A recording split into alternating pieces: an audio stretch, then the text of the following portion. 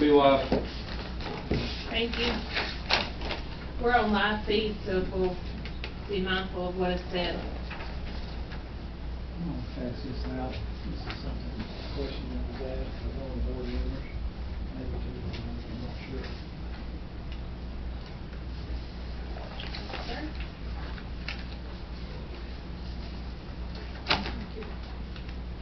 Yes, sir.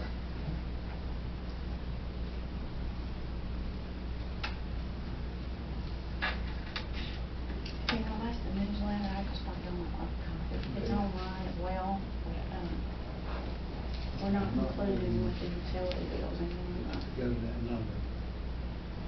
It takes in the consideration, you do, it's just, we'll talk about that. Thank you.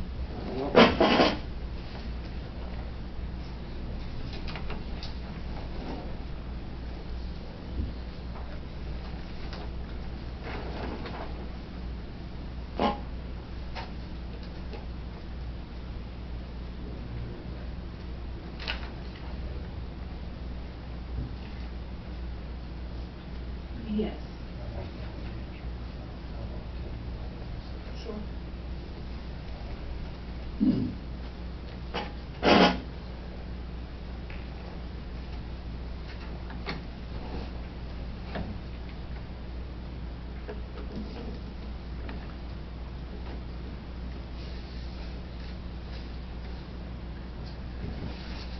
Okay.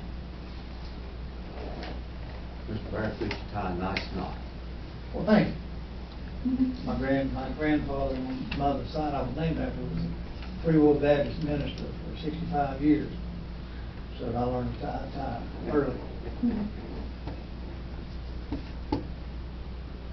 Probably had to have one on every Sunday, I don't know. All I ever saw him out of tie. That's how my daddy's always been. Now he wears white shirts and jeans. I'm gonna walk around with a shirt untucked. I'm like, tuck your shirt in. Why? It don't look good to see all these people walking around. I'm like, My grandpa Collier wore big coveralls, a white shirt and tie. I don't know what the deal was, the coveralls gonna weigh up here. He wore that for years.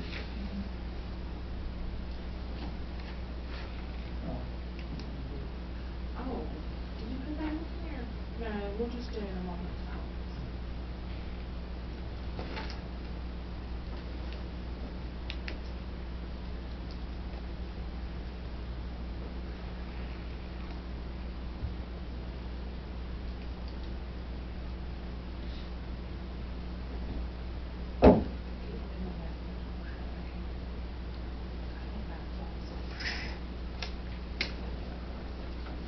$6.58. That's what I have, but that clock, Electronic time.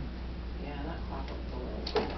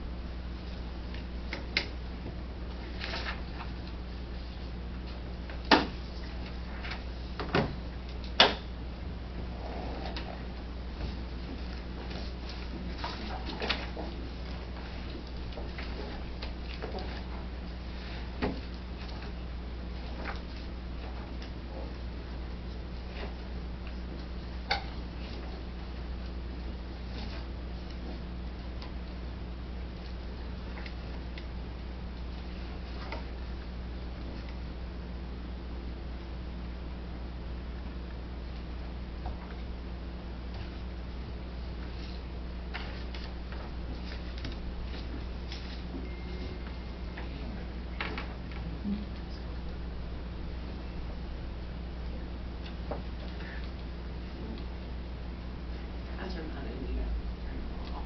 Oh, yeah. Thank you. It is done.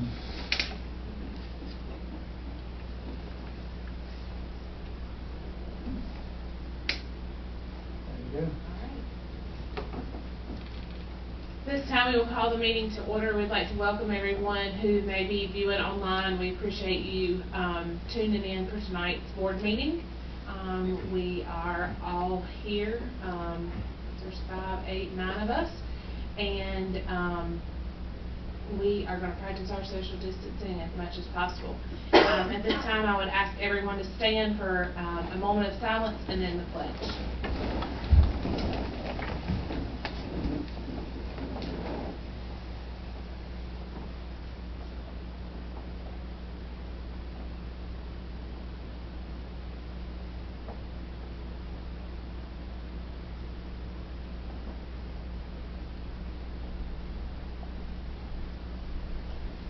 I pledge allegiance to the flag of the United States of America and to the republic for which it stands, one nation, under God, indivisible, with liberty and justice for all.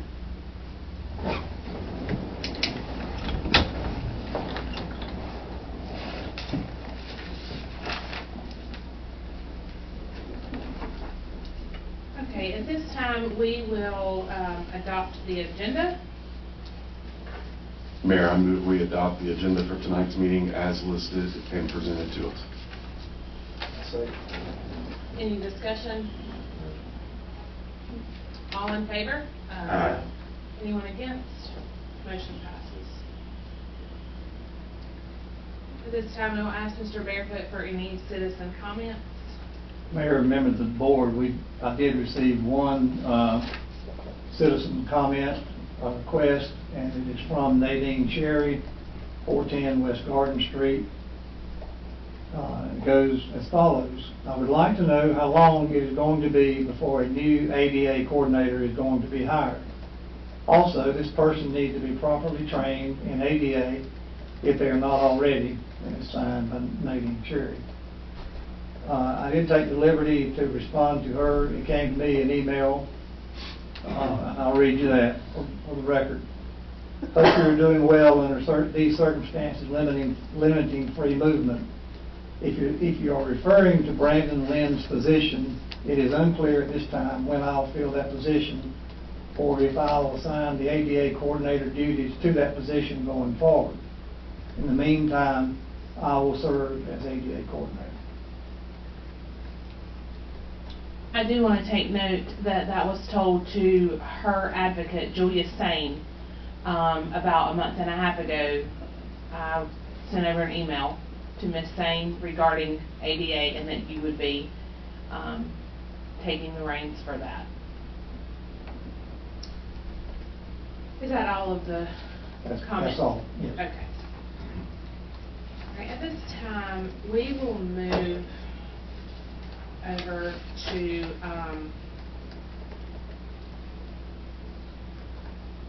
the memorandum about social media. Would you like to take that, or? I will, Okay, yes. go ahead. Mayor and members of the board, you have before you a Town of Landis social media policy.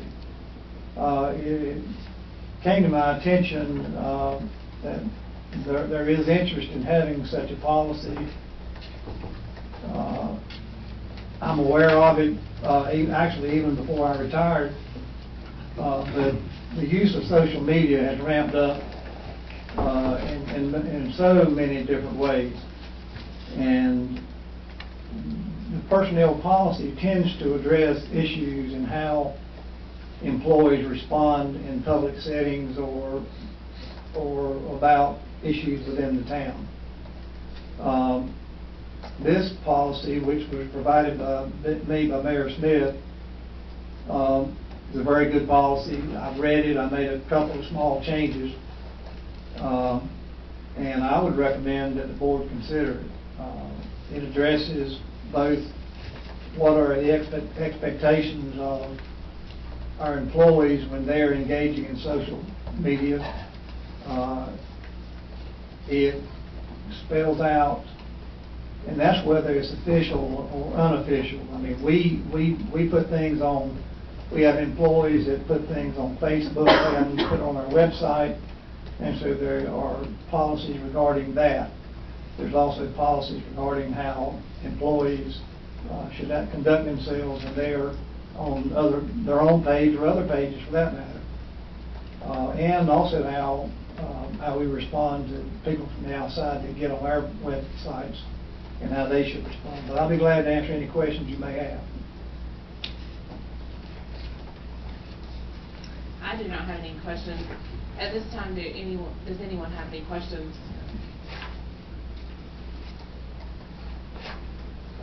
Mayor, I move we accept the social media policy as an adoption to the current personnel policy on file.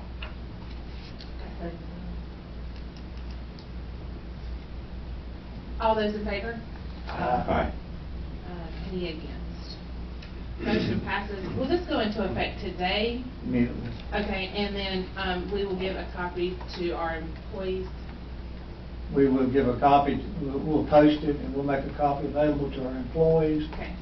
We'll probably put something on the website about the policy and also on our Facebook page.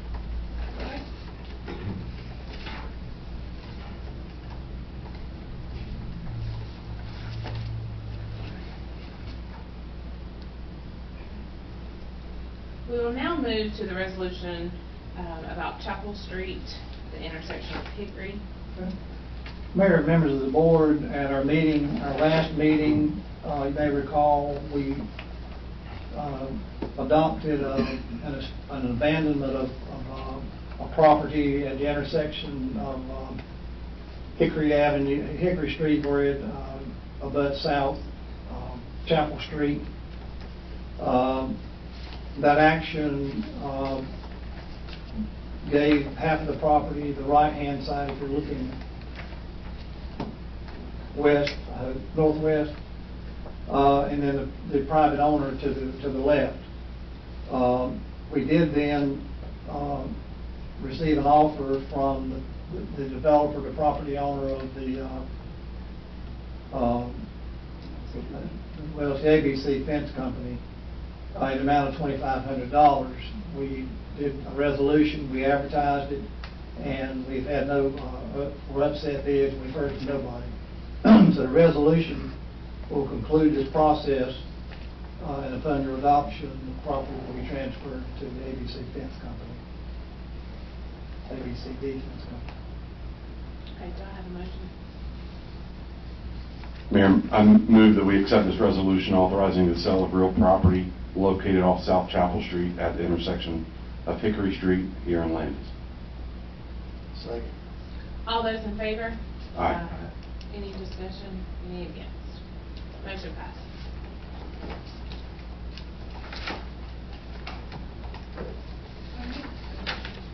Move to number 9. Yes.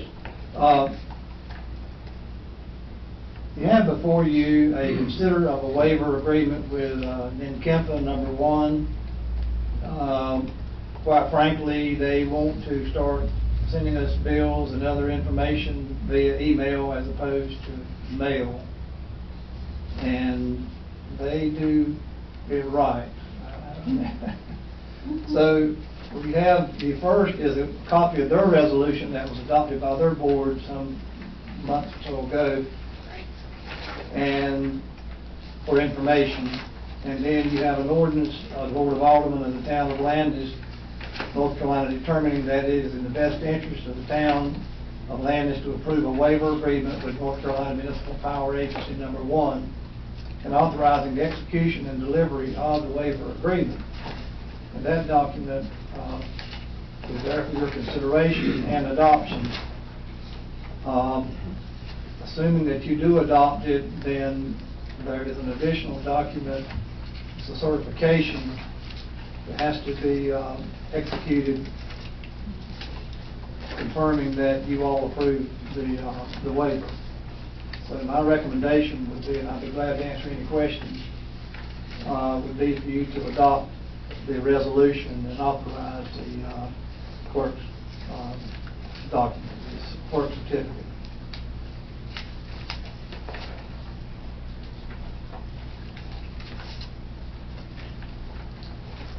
And that is all to move the communication from letters to, or from mail, US mail to email. To email.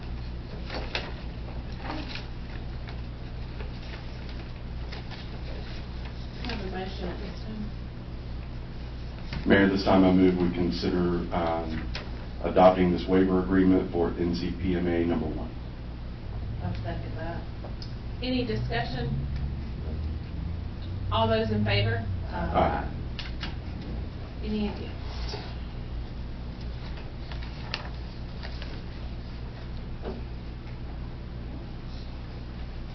We'll move on to number 10. Item number 10 is consider adoption of a budget amendment transferring funds to provide early payoff of electrical meters purchased in 2016.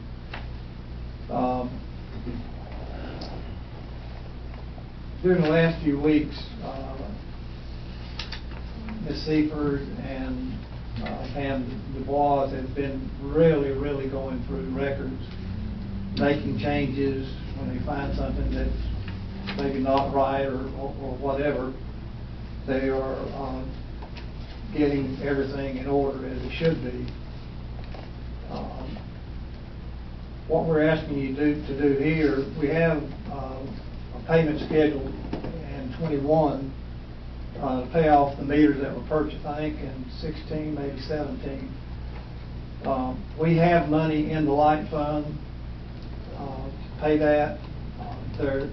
It would come from funds that were set aside to offset or to pay sales tax to the state or the sale of power. And what we realized, what they realized, is that was a pass-through, so that money was, it was not necessary to appropriate money for that purpose. So we have been working diligently to get our debt service in a better place. Absolutely. You know, we've got too many leases, we've got too many balloon payments, and we're working on that. And this would be a good one. The money is there. We'll save a little over $5,000 in interest fees to go ahead and pay this off, and the funds are available. And Ms. Seifert's here, she can answer questions. Board members, do you have any questions for Ms. Seifert or Mr. Barefoot? Not at this time. I just want to just make sure that the meter fees, we're not going to take that off the bill at this time, correct? No. Okay.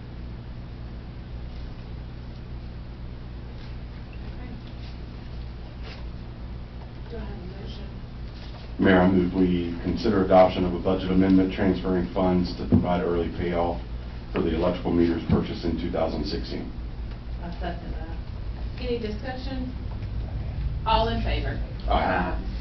Any against? Motion passes.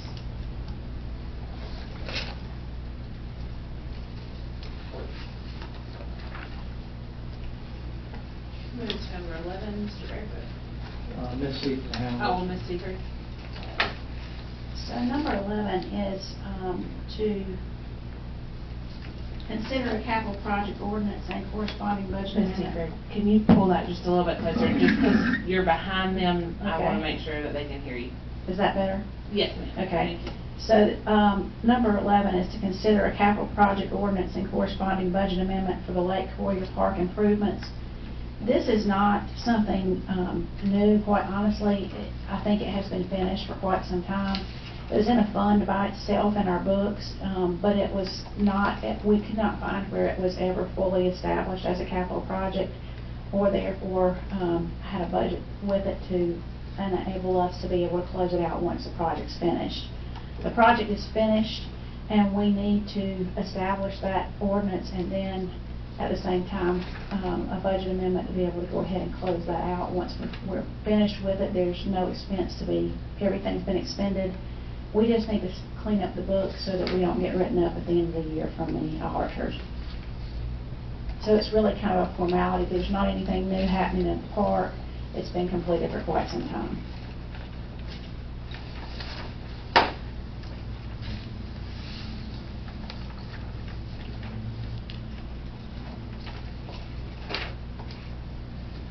Are there any questions?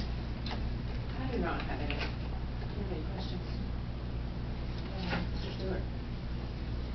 Mayor and Board, at this time, I move that we consider allowing this capital project ordinance and corresponding budget amendment for the Lake Quarry Park improvement. I'll second that. Any discussion? All those in favor? Aye. Any against? Motion passes. Thank you for catching that and letting us know. We will move to number 12 and Ms. Stevens. Oh. Mayor, members of the board, at the close of the meeting tonight, I will be asking you to recess the meeting for, if it suits you, but it could be any other time, 2 weeks to reconvene for a budget workshop. We can do it at 5 o'clock, 5:30, 6:37, whatever you wish. But we need to dive into the upcoming budget and some other issues. So with that in mind, Diane has prepared some financial reports, and she's going to go through those and give you something to work on in the next 2 weeks. So it's been a little while since we've looked at financials together, and I will go into as much or as little detail as you would like, but you have a financial statement in front of you for each one of the funds. And I thought I would kind of hit the high spots of those and then answer any questions that you might have as we go through each fund. We'll start with the general fund. And the general fund is where we do operations for the town outside of your enterprise fund. So that's going to be where your tax revenues come in. That's going to be where we do general operational things. Administration, recreation, those type things are all in your general fund. When we look at where we are year to date with the general fund, our revenues are at 77% and our expenditures are at 62%. So when you think about where we are, these financials are through the end of March. So that's not quite 3/4 of the way through. And you look at these and you think, well, our revenues look really good. We should finish way ahead. And our expenditures are way under. We should be in really, really good shape. And a little bit of that is misleading, and partially because your taxes are going to come in at very specific times of the year. A lot of those are going to hit in January and February. So we won't see the same increase. You can't just take those revenue numbers and do a basic annualization and think that we're going to end up way ahead. We also have learned in looking at some of these things that some of the information that we were given last year from Rowan County, we think that those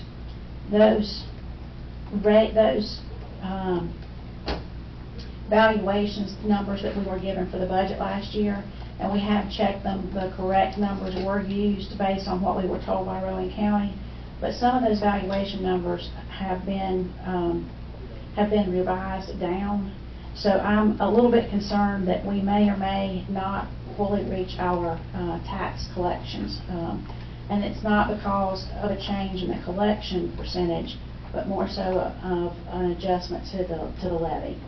And that was done not by any administration here, but more by just some changes made by Rowan County. They had some changes in their software program, and we're in the midst of that last year at a very difficult time for them. So I think that they did the very best they could, but we've had to adjust those numbers, or they've had to adjust those numbers a little bit. So we may see some fluctuation there in the tax revenues that we receive in.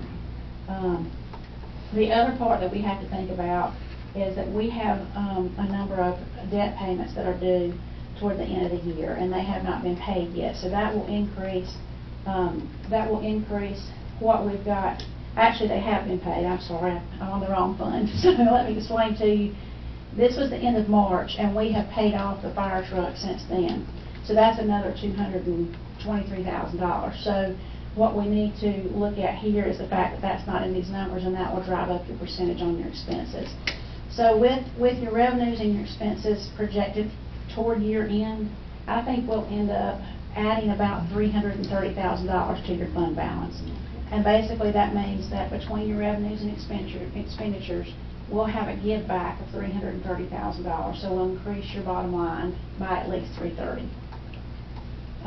The water fund is your next fund, and that one is similar in that it looks like we are at 94% of our year-to-date budget, while our expenses are only at 43%. The good news here is that our revenues are outperforming our expectations, primarily because of new customers and an expiration of rate reductions from some of our industrial customers. Over $200,000 in debt payments are outstanding for the year. That obviously will significantly impact where we end up, but I do think we should see retained earnings increase by a minimum of $200,000 in that fund. Stormwater is your next fund, and things there are, I think we'll finish within budget both on our revenues and our expenditures, but I don't think we'll see a significant change to your fund balance with stormwater. Sewer fund, your revenues are an overall 88% year-to-date, while budget expenses are only at 61%. We do have remaining debt payments there, and I think you will see your retained earnings increase there by about $175,000. And finally, the light fund. The light fund revenues are at an overall 80% year-to-date, while expenses are at 62%. The good news there is we have paid all of our debt payments for the light fund. In addition, we found that accounting change where we had budgeted $368,250 in sales tax, and the way that works is it had been budgeted as an expense, and it really is a liability, because what will happen there is we're basically billing that sales tax, holding it for the state, and then remitting it. So it's a liability for us, and it doesn't have to be budgeted as an expense. So that frees up some money there, obviously. And as we mentioned tonight, we can go ahead and pay off the meter debt with that. And even with paying off that, I think we'll end up adding $500,000 to retained earnings in the light fund. So, in addition to these cash statements, you'll see that there is also a cash balance schedule. And that cash balance schedule tells you basically what is in your checking account for each one of these funds. And it'll tell you whether that money is available for an operating balance or whether it is restricted. If it's restricted, it's not available to be spent, obviously. So you can see that breakdown there between operating and restricted, and then your total balance by fund. And that's showing us with a $4,458,877.63 balance in all of your funds together. Our funds are currently held with either a checking account at Bank OZK or in the North Carolina Cash Management Trust. And I want to talk to you just for a couple of minutes about kind of where we stand. While we're headed in the right direction, I don't think this is a time to increase our spending or decrease our revenue streams. And it seems like maybe if you're a citizen out there and you're looking at these statements and you see, wow, you're adding $500,000 to the light fund at the end of the year, maybe we could just reduce our electric fees. I would caution you that I think this is a time where we're in some unknown territory as a community, as a state, as a nation, and also as a town. We're just now starting to get back on our feet. We are starting to see some significant improvements in what I think I would call our financial position. Our liquidity numbers are looking better, our cash flow is looking better. But with all that said, we were kind of behind the 8 ball at the start of this year, and so that means we've got some ground to make up. We need to get ourselves in a better cash position. My goal would be to take us to where, when we get ready to buy equipment, we're not having to look at doing it from a debt perspective. We can look at it, we're starting to get into a schedule of replacement for vehicles, a schedule of replacement for equipment, and we save for that in advance, and then we pay cash for that stuff, so that we aren't in a position that we have to go to the banks and get loans. If things get really hard or unforeseen situations happen, if our fund balances and our retained earnings are where they need to be, then we don't have to worry. We've got COVID-19 right now to deal with over the next, we don't know how long. We don't know what's going to happen with our revenue streams because of that. We don't know what's going to happen with our collection rates on both utilities and tax payments.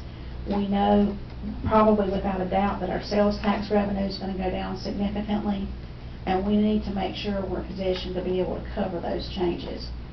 If we are surprised pleasantly and those things come out better than anticipated, and we end up in a better place next year, then we can start looking at, okay, what can we do at this point? But we need to get those fund balances to a point that the next time we have a major hurricane, we have another major virus, we have a worldwide recession, that we're positioned to be able to handle that. We may not be able to always take out all the risk, but as a town, you want to be positioned so that you're not vulnerable to small risk. So I would encourage you to be excited about the direction we're moving, but to also be cautious about assuming that all that money is just available for spending. Yes. I appreciate that. That's broken down beautifully. I think that they'll be able, our citizens will be able to understand that as well. Anyone have any questions? And Mayor, just so you'll know, all of this information is posted on the website. It's on the town website, so any citizen who wants to see it, it is out there for their viewing. I'll repeat that in case you cannot hear Ms. Seifert. All of the information that she just went over is Town of Landis to Mr. Leonard Barefoot from Diane Seifert, consideration of financial report. It is on the Landis website if you would like to pull that up. Is it under transparency? I think so, yes. I believe it's under transparency. You can check it out there, review it just as we did so that you guys can see it since you're not able to be here. If you have questions, obviously you know you can submit those for the next board meeting, but I think that it is beautifully laid out as to, thank you. All right, at this time we will move to manager's report. I just want to add one thing to the end of the financial discussion. Oh, yes. You know, people, whoever came up with the notion that your fund balance ought to be at 8% ought to be, I don't know, bound and gagged, I guess.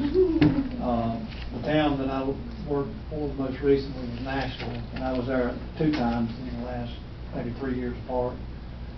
There are 60 employees, 6,000 people, $6 million, $5 million general fund budget, and their fund balance was almost 100%. And they pay cash for everything.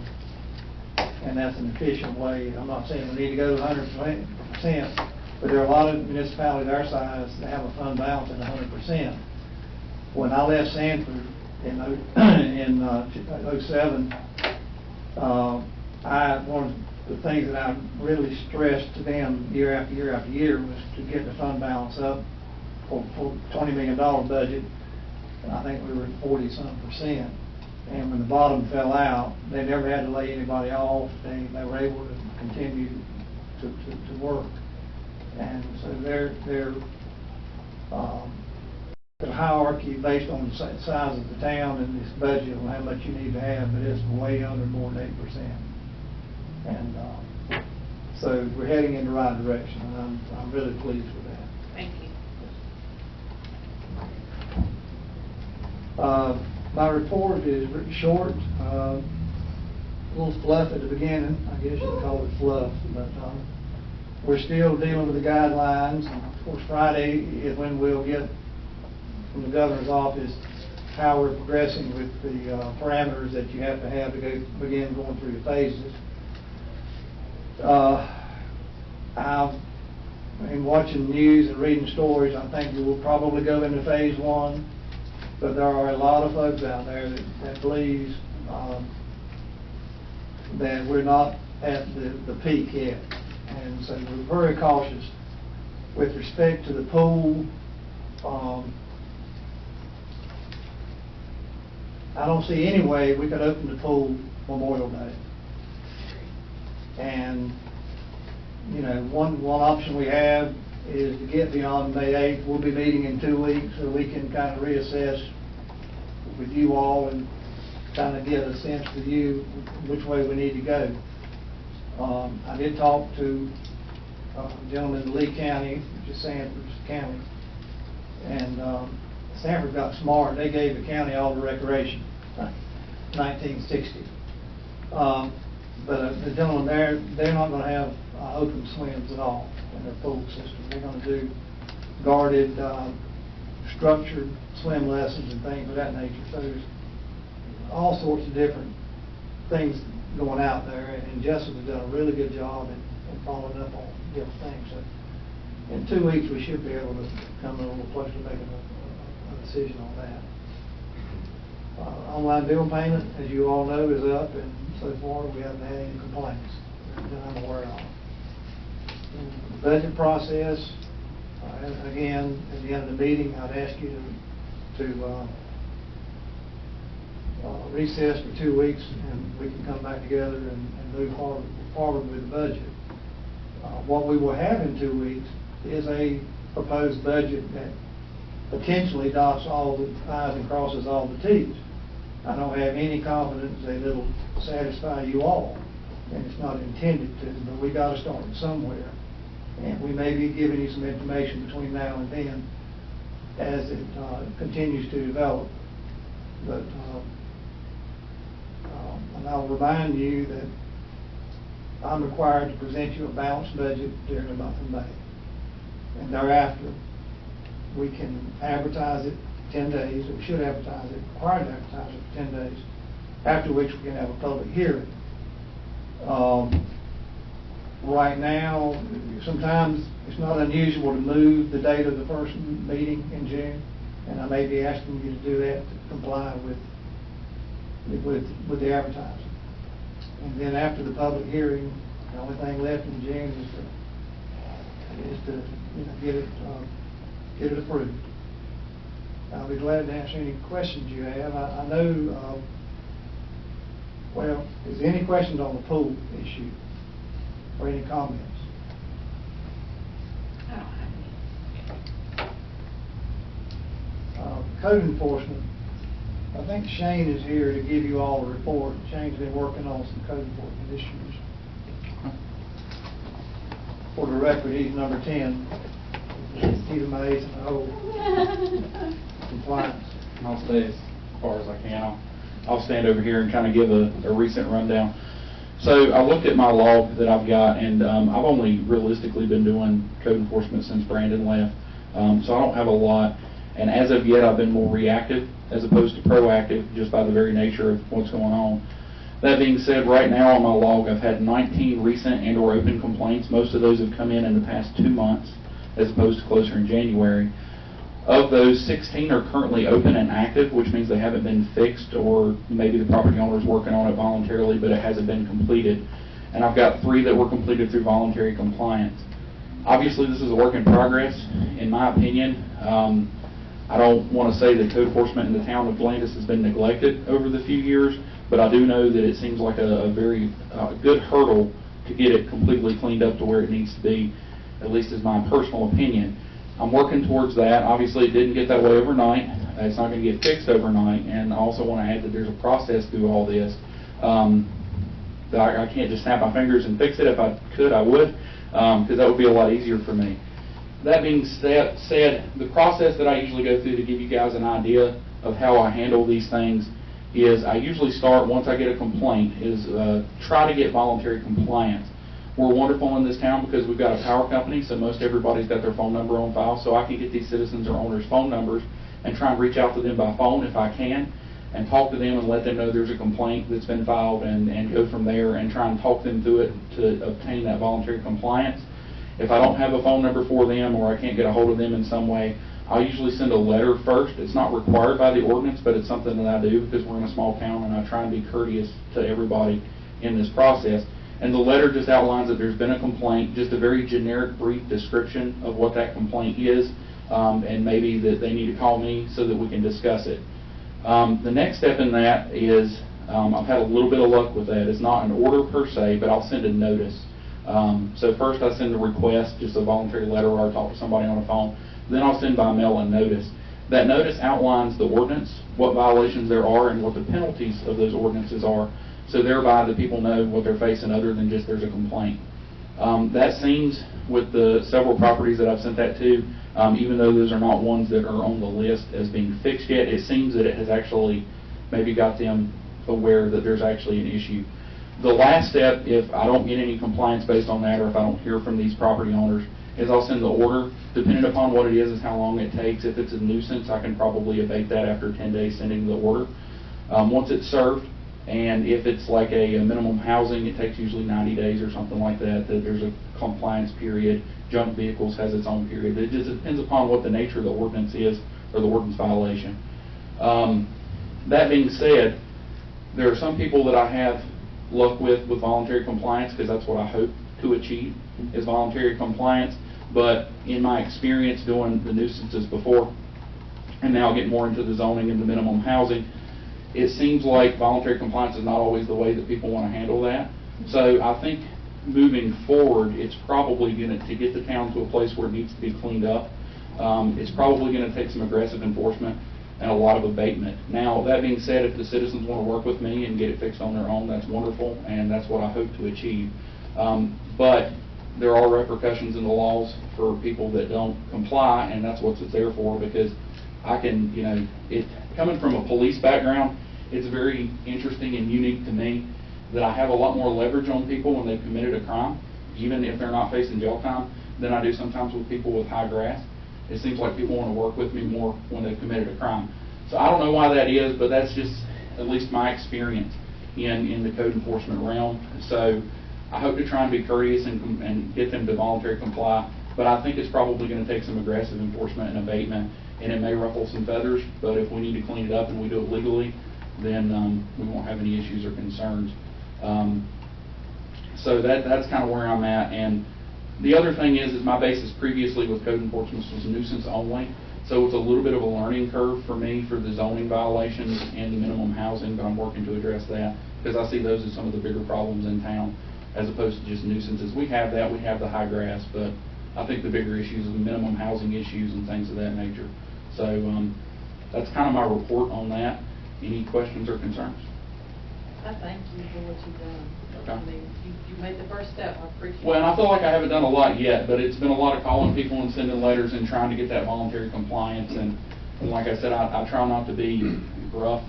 Like I said, coming from a law enforcement background, sometimes we handle things a little bit more aggressive than we would with code enforcement. And there's a time and place for that, but we try to do the voluntary compliance. And like I said, I'd like to be more proactive as time allows. It's going to be a work in progress, but that's kind of where I'm at with it. Mr. Stewart, did you have something? Okay. I would just like to kind of add to that for just a second. I want to thank you.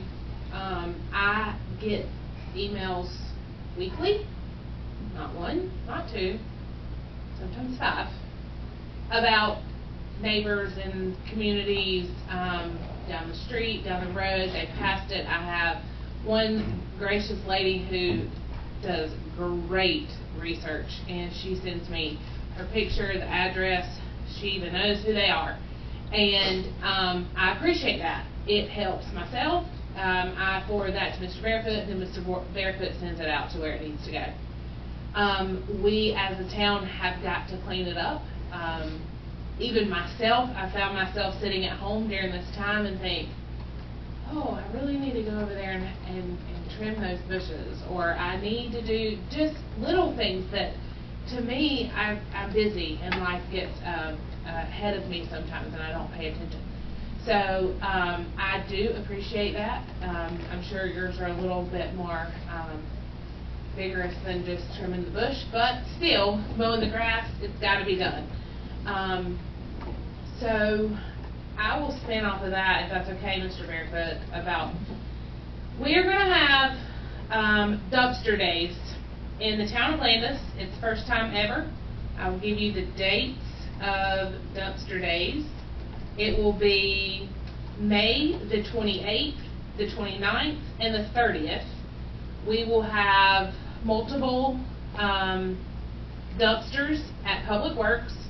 There will be, you will pull in, like you would normally pull into Public Works, pull in, you can stop, there'll be an attendant there to just make sure that you are a Landis resident.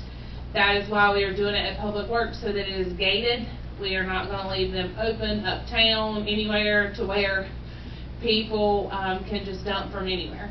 So we hope that I will to do things around your area that you need to do. Get rid of things on your front porch that are don't need to be there.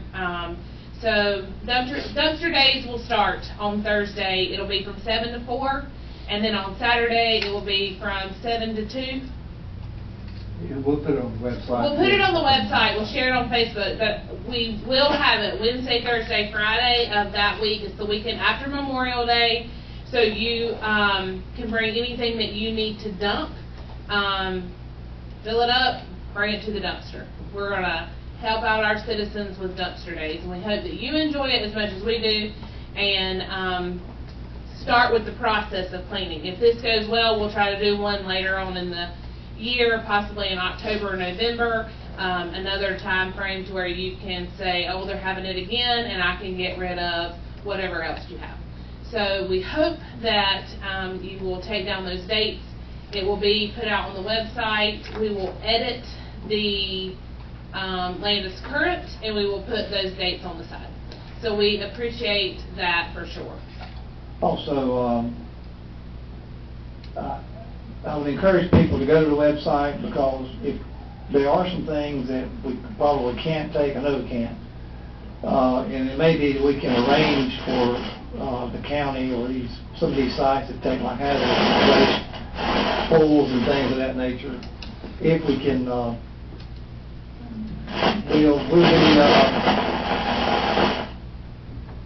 we'll put it on the Facebook what can and cannot be brought. Yes. Yes. All right. At this time, we will move to board comments.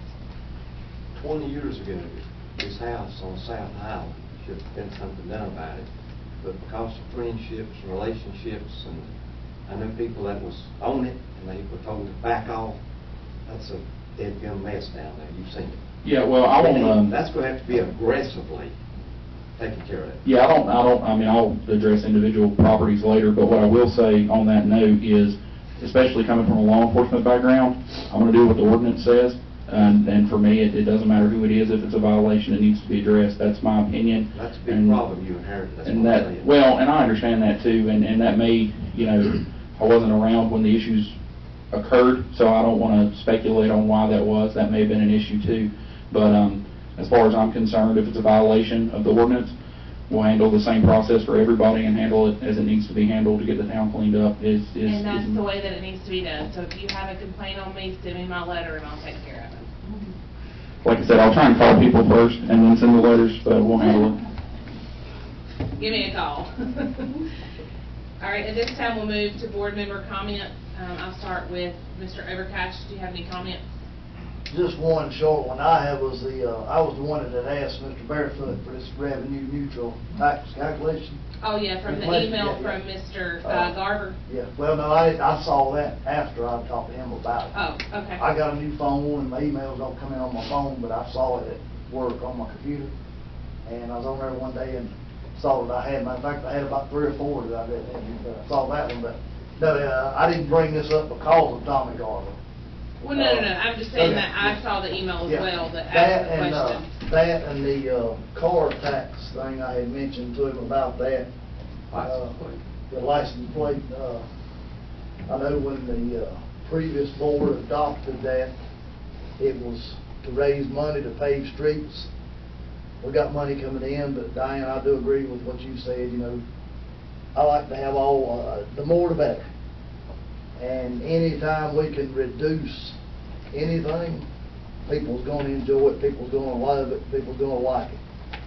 I don't know if y'all grocery shop, but I've noticed everything at the grocery store has gone up That was the I would two say items that for the- I want us to look at in our budget process. Well, That, you I'll know, bring up the $30 car tax. I think that was initially brought up for the Street pay. street It was, payment, and that's that's what it was told back in 2018, I believe, is when they implemented that. Do you remember, Tony? Okay, so 2018, I've had a lot of people ask me about that and say, can we just get rid of it? I've talked with Mr. Barefoot about that a couple of different times. I think that if we take and we say that money is gonna go to fix, say, sidewalks uptown. I don't know when the last time anybody's walked uptown. I go uptown all the time, pick their bank, I go to Mr. Locklear's, I go shop up there at, the little collectible store and visit some of the people. Our sidewalks look really bad. I mean, really bad. Hey guys, we're gonna fix our sidewalks. That's what the money's for. And that's what we have to do. We have to stop saying it's to pave streets, and we didn't see paved streets in 4 years, 5 years.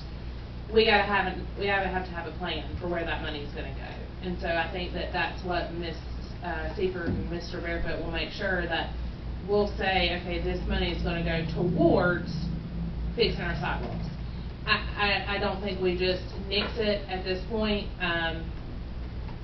Take it away, you never bring it back, kind of thing. It's kind of hard to do. So I think that we work towards making our money allotted for things that need to be fixed. My opinion. We'll move on. To me, the streets that need to be fixed before sidewalks, because you got sidewalks bad all over town.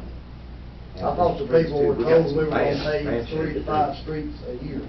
Right, and that's where our PAL money comes in as well. You don't get that much. That's Can I- why I did can I the say tax. something? Sure, yeah, but you do. Get $100,000 a year from them, and the tag fee raised $100,000, that's why it was done. You can, one thing we did in Sanford several years ago, and I had a really, really good public works director. He was really an analytical, I hate to say genius, he's pretty smart. But, you know, we got away from the spend this whatever money you got every year. They went in and analyzed the streets and projected some streets that if you waited until they came around, you would have exponentially increased the cost because of, you know, how bad they would be by that time. And it's been years ago, but we borrowed $2 million from DB&T at 2%. And we had a bigger contract, we got a lot more paving for the bucks, and we used the Powell bill for debt service. And in our case, at the amount of money we're dealing with here, something along that line might not be impractical to do. I think we was told it would take $5 million to pave all the streets in Landis. Well, I'm not saying that what should be done. I like listening to your idea. But we will be prepared to talk about that next week, 2 weeks. Ms. Sells? I don't really have any comments. I just want to thank the citizens of Landis. We've done pretty good during this crisis. As of yesterday, I haven't looked today, there were only 3 cases in Landis, so we're doing pretty good with social distancing. We just need to keep that work up so we can get the town back up and running, along with the state and the nation. Mr. Stewart? None at this time. Mr. Poyer? I know with all that's been going on, a lot of people probably haven't had a lot of time to think about the dam over the lake. I know I was told we had funds coming, then I was told our former person botched the paperwork, and it's about $12 million that we're going to get.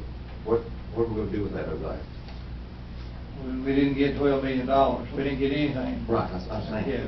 I was told the paperwork got botched. Well, I've heard basically rumors.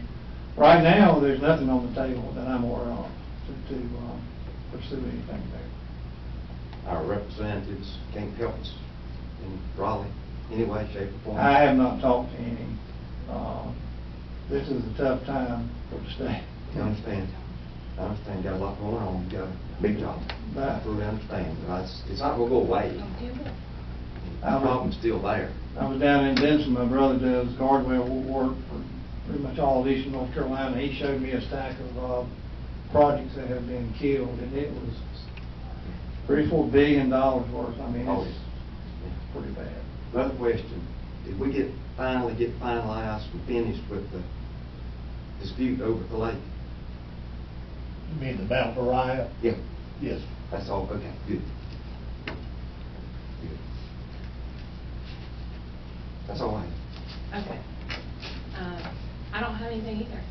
Remember, we'll have dumpster days to check for things you can and cannot throw away online. And